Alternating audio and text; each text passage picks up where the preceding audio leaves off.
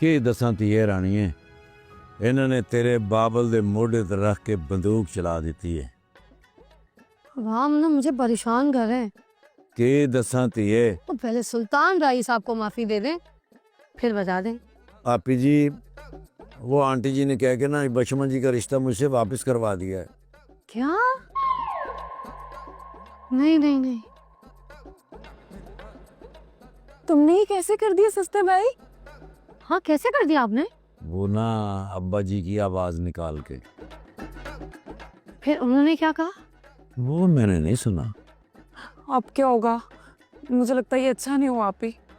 अम्मा ने ऐसा क्यों किया और अम्मा को से क्या फायदा? जो भी हो, फिलहाल तो मुझे ये बहुत अच्छी बात लग रही है। मुझे ऐसा लग रहा है मेरे सर से मनों का बोझ उतर गया हो। ज्यादा खुश ना हो, अब्बा जी के दोस्त हैं वो, अब्बा जी को फोन करके तो जरूर पूछेंगे। और फिर क्या होगा पता है? एक नया तमाशा लगेगा।